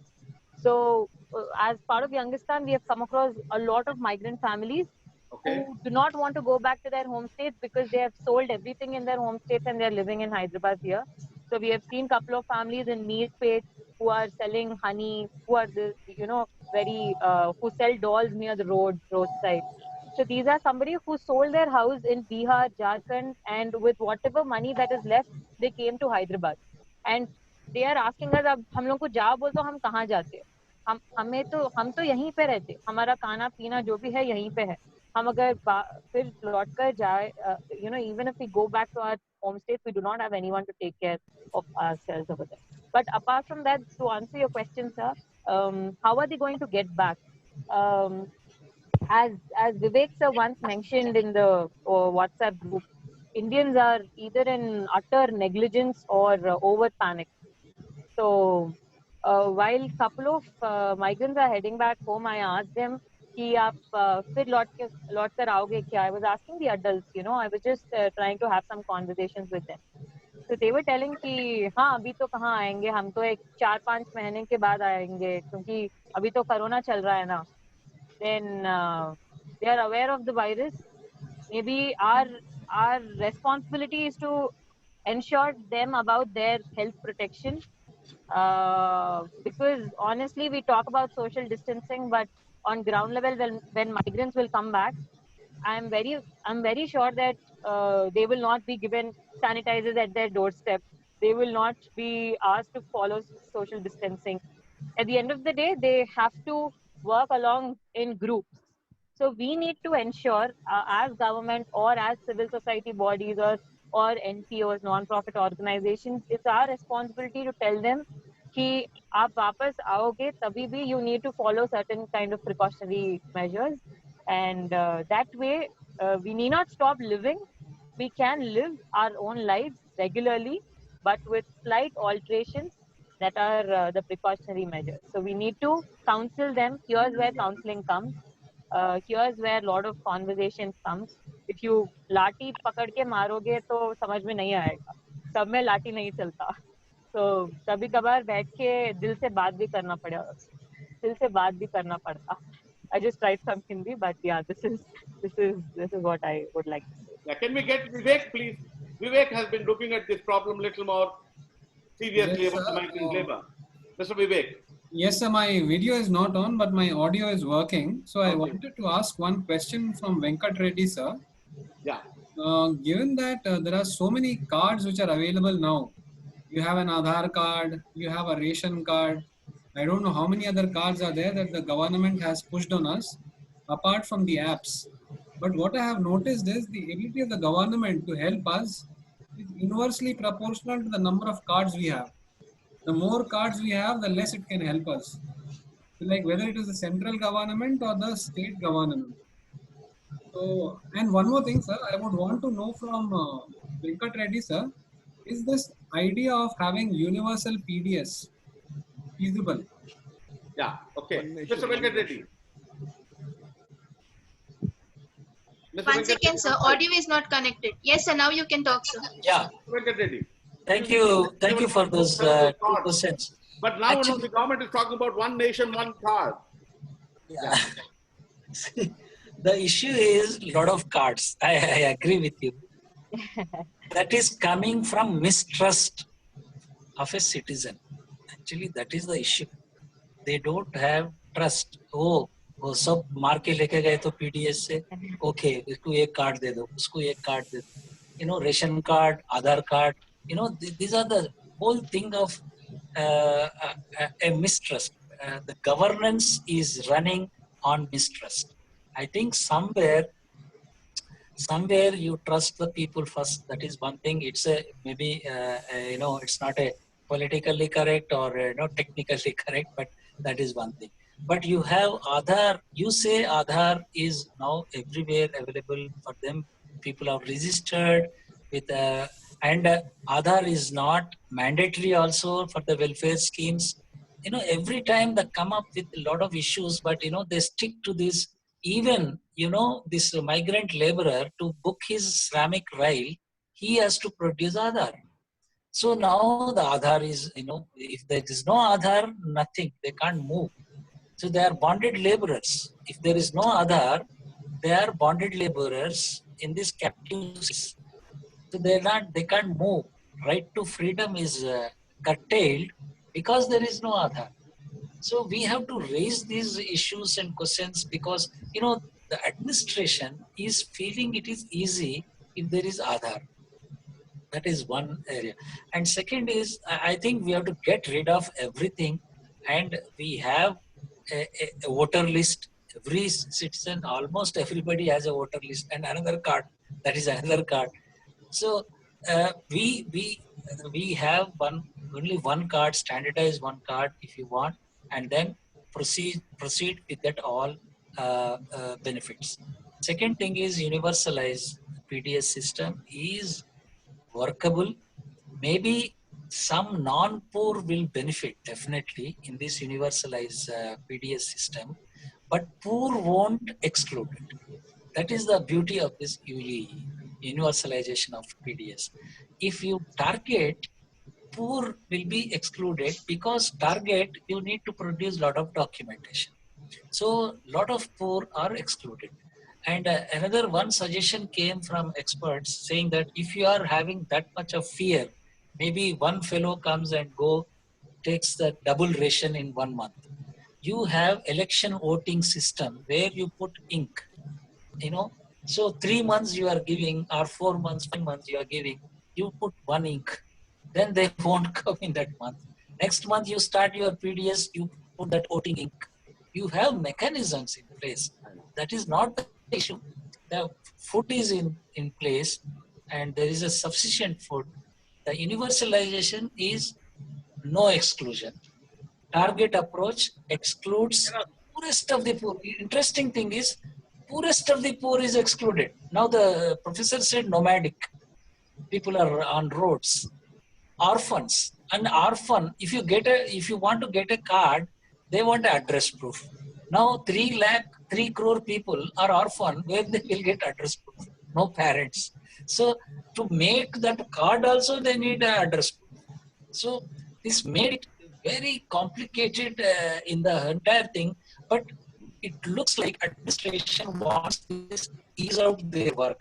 Sometimes it looks like ease out, but exclusion, if you see, the large number are excluded. It looks like for us, if you type your Aadhaar and you will get a ticket booked, it's fine. But for a migrant, and we are talking about them, the people who are not really access to these thing and Aadhaar card, and so universalizing is only way out to reach out the last hungry person. Otherwise, so anybody wants to get rice or food from the government, he go and stands or she go and stands at the PDS shop. She should be giving the PDS. Jharkhand, they did 20% extra grains they put at the PDS. So someone will see that, okay, ye hungry mein, bhukha hai, isko de de. So that he authorizes. Yeah. So that We is will where take the some more reason questions. applies. And Yes, sir. Yes, sir. There is one interesting question coming from Kavya Murlidharan to Ruthvika. Doing the kind of work that you do, it's quite often that you might be overwhelmed by the situation on ground. How does it affect your mental health? How do you gather yourself every day to go and meet these people mentally? Well, all of them can answer that question because they are in ground zero. Mr. Venkat Reddy, Namratha, Jaiswal, and Ruthvika. Ruthvika, how is your mental health? Thank you, Kavya, for that question. I guess I stopped thinking about my mental health itself. I'm just trying. I am blessed that I have a dog at home. He just takes away my mental stress. That's good. Because it's very hard hitting, man. Because I see my family, they are fine, but when I go on ground level, when I see those families desperately fighting in the line just for one packet of nutrition kit, and when I come back home, when I sleep, they come into my dreams that mujhe ek ration kit de do madam, mujhe ye ration kit de do madam. So it's definitely not easy.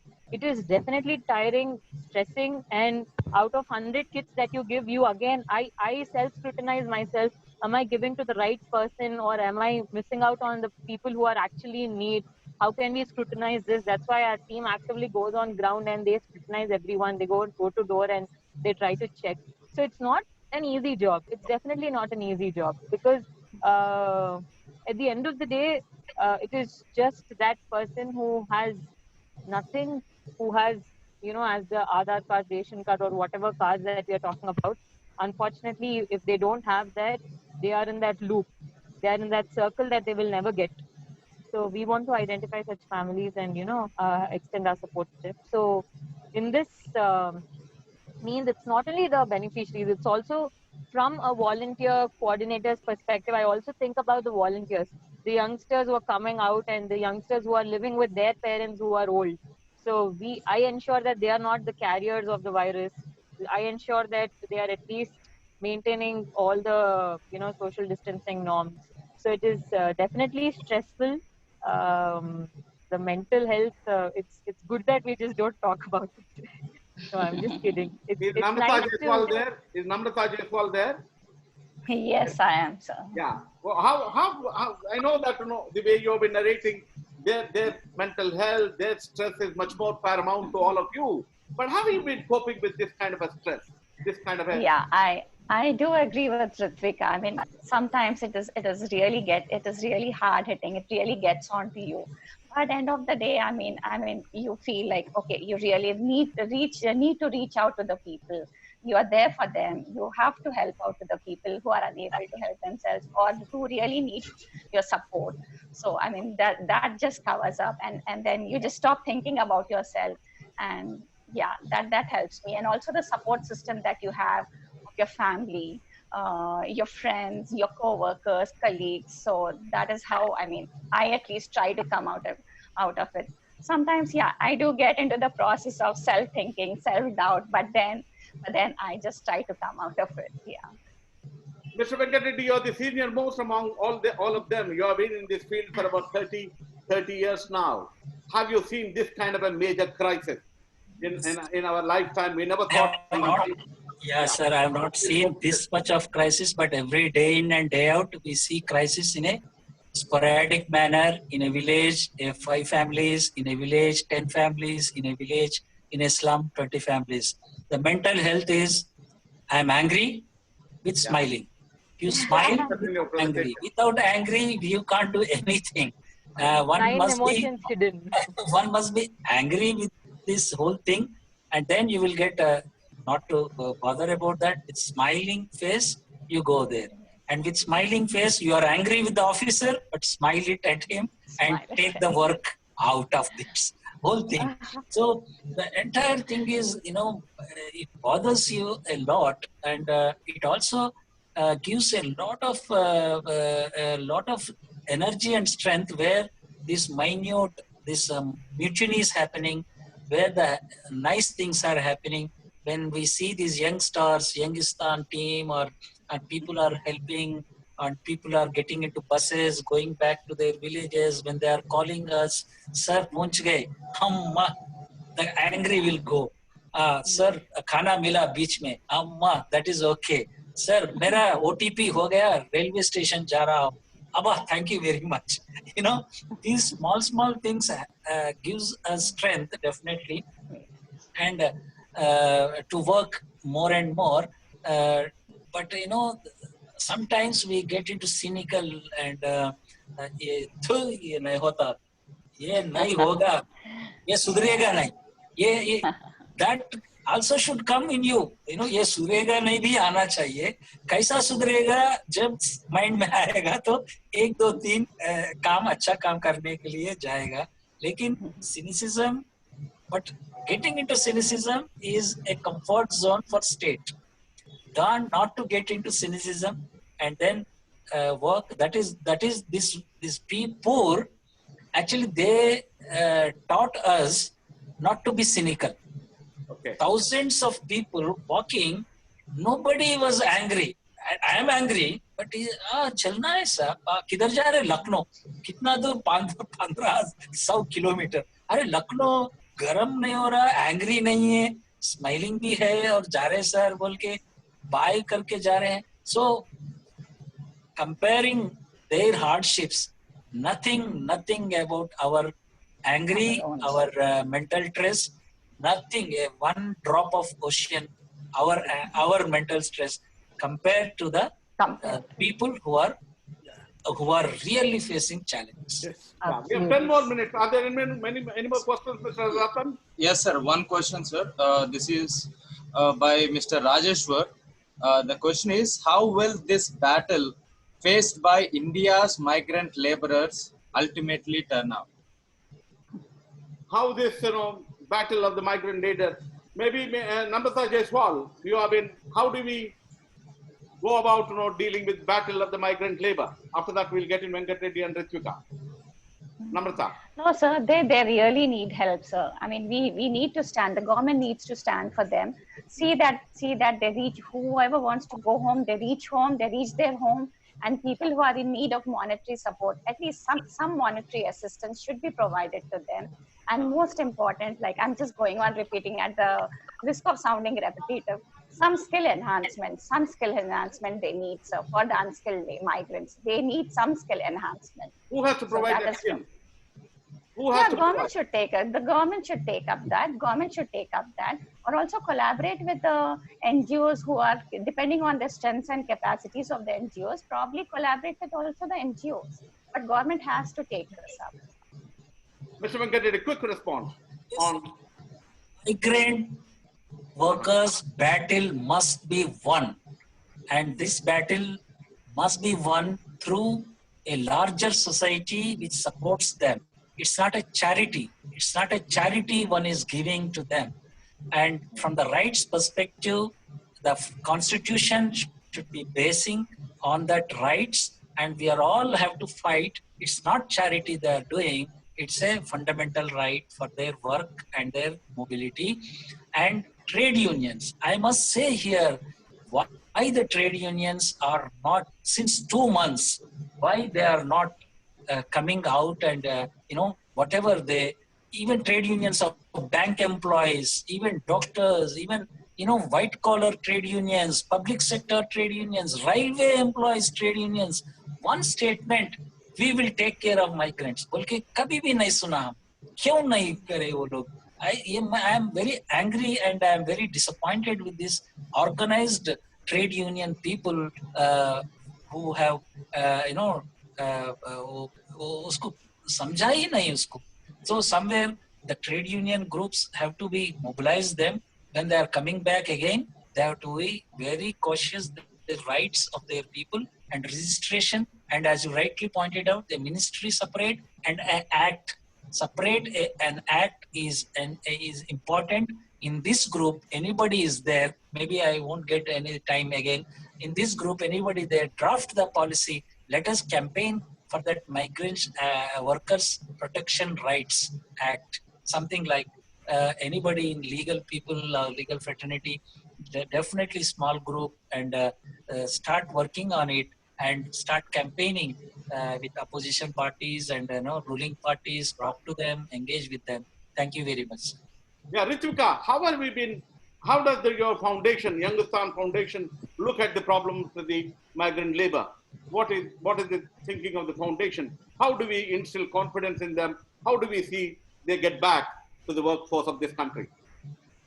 So as I was mentioning previously, as even Venkat had rightly mentioned, it's a battle that we need to win. So one of the things what I could see from my end is the kind of awareness that we could provide to the migrants. We need to educate and empower them about the kind of situation that they are going through.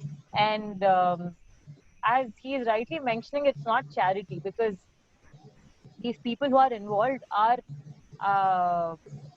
not even pissed off or are not even upset with the government that they are not doing anything for themselves. They just want to be back with their families. That's why they're traveling back to their home states. So it's very hard hitting, when you meet that kind of people who have no hard feelings for anyone, but their one only motto is only their lives. With their family, they need to be and come back, work, go to their family, come back, work. So in this regular circle of life, that's when something like Corona had come and it had hit their life. So maybe as I mentioned earlier, as civil society organizations and NPOs, government organizations need to collaborate, need to work together in laying a clear path for migrants that what is the role of you after coming back? Now people are going back to their hometowns, but after coming back, we need to assure about their, roti kapda makan. We need to assure about these three things. And obviously, it's not that migrant workers and daily wage workers are the, key people only during the lockdown period. After the lockdown crisis, also, we have many topics like nutrition, like education, awareness that needs to be a sustainable procedure. It's not something we need to concentrate only during the lockdown period. I'm sure after the lockdown, people will get back to their lives, their 24/7, maybe MNC corporates, their Netflix, Amazon. But at the end of the day, what we need to think is this this this topic shouldn't go unheard. Once they come back, also we need to hear their problems and we need to answer. Yeah, Mr. Venkat, do you want to make a quick comment? Yeah, quick, sir. Actually, we have pushed these migrants, especially today's migrant workers, agar death with the corona or with the hunger.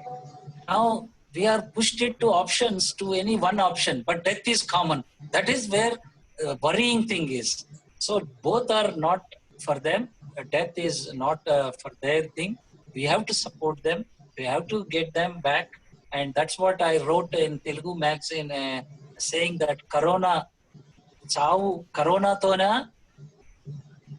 ఆకలితోనా దేనితోని చావు అనేది నిర్ణయం చేసుకోవాలని బయలుదేరింది sir. మాకు ఎట్లయినా कैसा भी मरने का है ना साहब, उधर जाके मरेंगे. मेरा डेड बॉडी जाता नहीं जाता उधर, वो टेंशन है. मैं पूछा डेड बॉडी के पीछे क्यों पड़े, आप तो मर गए है ना. नहीं सर, मेरा लोग देखना चाहिए सर, इसीलिए जा रहा हूँ मैं पैदल. So that is the we have made this situation very awkward. So let us come back. Now people are walking at this moment. People are walking. Stop that walking, and can we do a hashtag to PMOs, CMOs with these conclusions, and then stop them, transport them to their destinations. Thank you. Yeah, I request you to stay. We have another 5 or 7 minutes to go. Rathan Harmony, are there any more questions? There is one question from Poonam Yadav, sir. In this crisis, how people became self-dependent. They faced a lot of problem. I want to ask about the women condition. Most of the women in rural areas suffered from the domestic violence. Please explain. Namratha ma'am. Namratha. Yes. This pandemic had, like I told, the women were have been the worst hit during the pandemic. Not only the increased responsibilities of domestic work, they had to face the domestic violence also. So women were the worst hit. So what is required is, and also once the easing of the lockdown, many women from the low income families are likely to lose their jobs. So what is required is, I think we need to publicize the support and helplines available to such women, and also build up a strong support system, and also encourage them to come out and seek some support. Police, especially the police department, need to be sensitized also of their condition, to believe their version, whatever they have faced. Police department should be sensitized to believe them and take up their matters, register cases. Legal assistance. The next requirement would definitely be the legal assistance. So readily available legal assistance should be provided. And also important thing is domestic violence. Once they go back, after all, just taking all these steps, suppose they go back to their homes, again they would face more violence. So next thing will be also be taking care of providing shelter to such women. So these are few things, few recommendations from my end. I think should be initiated for women who have suffered domestic violence. Can we get in Mutyam there? Mutyam is there? No, sir, he's not on call, sir.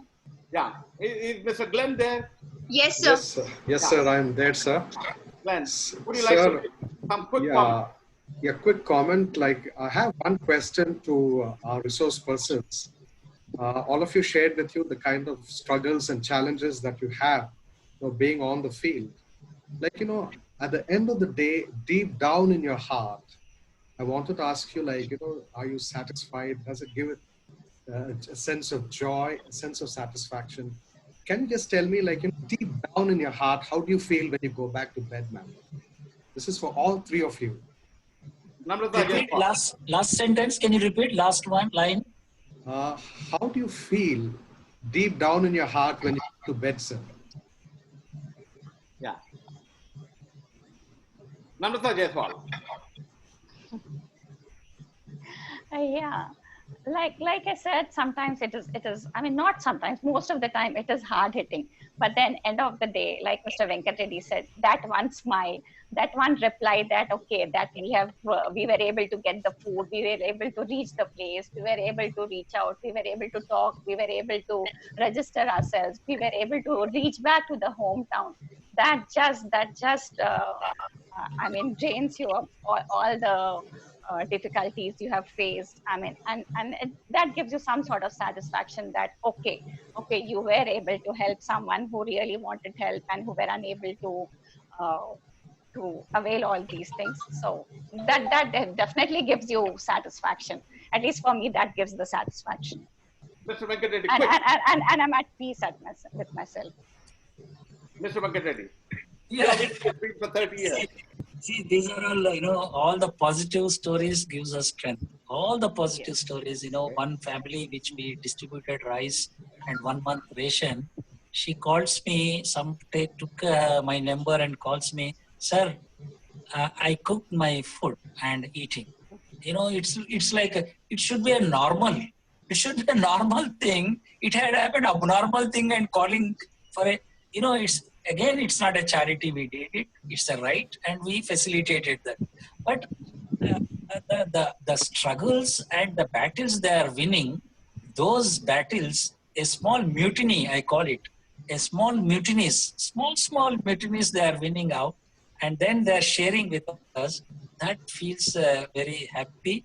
But every time it's on toes, angry and happy, smiling, smile always, but definitely very, very sad. Thank you. Can we get in Ruthvika? Yes, sir. Ruthvika, you have been such a bright student in the classroom, but then, classroom situation is different. And I'm very, very happy for the last 2 years, you have been with us. And then we've been discussing all I am this. blessed. Yeah, we've been discussing all these issues in the classroom. What is the ground reality? As usual, sir, the ground reality would be definitely different from what we discuss in the classroom or in the books. Honestly, how satisfied are you is what Lenser asked us. I don't know when was the last time I've become so selfless in my own life that I don't feel happy for any of my own achievements. For example, if I get my GPA, I don't feel happy. If it is my birthday, I stop feeling happy. I'm like, it's just normal. If any thing that is happening in my own life has become normal for me, and anything that is happening in people's life has been a sort of achievement for me. That night, sir, when I just go meet few families during my 1.5 months, last 1.5 months, every day I was on field. I was meeting specially able people, I was meeting transgender groups, I was meeting migrants heading back to their homes on roads or in trains. I've seen daily wage workers who work as stone breakers and they had nothing to do. I've been to Nallamala forest to interact with the Chenchu tribe and give them groceries. All of these, I just witnessed the happy smiles, and only that one question they asked, మీరు దేవుడే మిమ్మల్ని పంపించినట్టున్నారమ్మా అంటే మేము అడిగిన ఒక help, మేము అడిగిన ఒక సహాయం మీకు ఎలా వినిపించింది అని. So I feel at the end of the day, you are helping somebody who you are not even aware of, sir. And that family is going to live for a week, a month, like how Venkat Reddy sir was saying. It is a normal thing, but we are able to contribute in that normal thing. I guess what more could we need? I guess this is enough in our life, just serving people. That is the whole motto of life. I don't know where will all my um, I don't know, the societal pressures that they were telling when I was entering into social work. They just asked me one question: why are you entering into social work? You are somebody who I would see in a corporate working From mass 4 by 7 communication, and you got earning. into social work. Yeah. So You could just we maybe want many of our mass communication students to get into social work like you. That's our purpose. yeah. So That's at the the end right of the way day, to it's all those smiles, sir, which we do, the precious, the priceless smiles, and obviously it is little tiring, but at the end of the day, you are helping somebody survive. So why not? Why not we be in the journey? Thank you. Yeah. Yeah, Thank you. Thank you so I much. thank all of you for making very moving, graphic, disturbing, angry presentations. As Mr. Venkat has been saying, yes, we need to have that kind of an anger in this country because are we a caring society? I think, I will only say in my concluding remark, all these people perhaps, will get shelters, will get their home, will get their job, will It's the get some right. money so that As they a will right. get back to the workforce. There are several issues which are discussed. We talked about the status of the migrant labor, very pathetic conditions of the migrant labor, what role all three NGOs have been playing in this, in this massive crisis India has been facing, the role of the civil society, the philanthropists. Let's hope on a positive note that there is hope that things will become normal. Many millions and millions of children will get back to school. Millions and millions of this migrant labor get back to the workforce, for which, NGOs like you, civil society, the government will have to play a big role. Now I request, one of our faculty, Mr. Lasya, to propose vote of thanks and sum it up. Thank you, sir. Good afternoon, everyone. I, Lasya Madhukar, on behalf of the Department of Mass Communication, St. Joseph's College, take pleasure to thank our resource persons for the day, Ms. Namratha Jaiswal, Mr. Venkat Reddy, sir, Ms. Ruthvika, for sharing their valuable thoughts and also especially their precious time with us. I thank Mutyam sir from Amida EduTech for their technical support. I take privilege also to thank our principal, Reverend Father K. Reddy, the college management, my dear colleagues, for their support in organizing this webinar. And a special thanks to all the participants for joining with us, sharing your opinions, and also your time with us.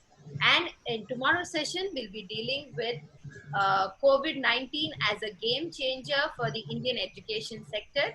So see you all tomorrow at the same time. Thank you all. Stay home, stay safe. Thank you very much for all your participation. It has been a Yes, very, sir. very Thank you very much. Thanks a lot. Thank you very much for having Thank you, us. Thank all of everyone. you for Thank you so participating. much. Narrating your Opportunity to experience. meet you all. Yeah. Thank you. Thank you. Thank you. So much. Thank you very much.